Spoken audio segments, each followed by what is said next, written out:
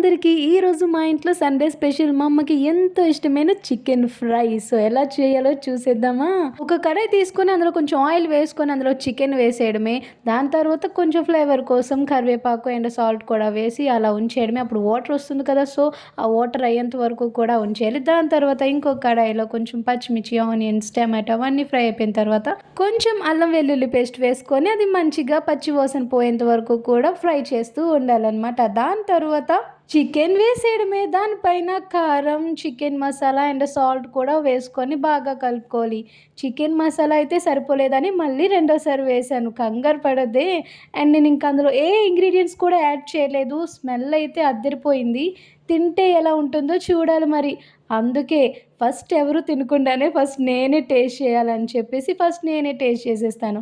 And curry మొత్తం అయిపోయిన తర్వాత పైన కరివేపాకు వేసుకొని మంచిగా గార్నిష్ చేసుకున్నాను. అండ్ చూడటానికి ఎలా ఉందో చెప్పండి, చాలా బాగా కనిపిస్తుంది కదా. అండ్ టేస్ట్ చేస్తే ఎలా ఉంటుందో అనేది మరి నాకు తెలీదు, చూడాలి మరి. సో ఇప్పుడైతే టేస్ట్ చేసేస్తున్నా, ఎలా ఉంటుంది ఏంటో. నాకైతే అనిపిస్తుంది చాలా బాగుంటుందని, ఎందుకంటే ఫ్రై కాబట్టి ఆ ఫ్లేవర్ అంతా కూడా చాలా మంచిగా వస్తుంది. అండ్ టేస్ట్ విషయానికి వస్తే నిజంగా సూపర్ సూపర్ సూపర్ ఉంది. మీరు కూడా ట్రై చేసేయండి. అండ్ మా అమ్మకు కూడా తప్పకుండా నచ్చుతుంది. ఈరోజు మా Sunday special chicken fry and I'm satisfied. And అలానే మా మమ్మీ కూడా సాటిస్ఫైడ్. నేను ఇంత ఇష్టంగా తింటున్నానంటే అంత బాగుంది అని అర్థం. ట్రై చేసేయండి మరి.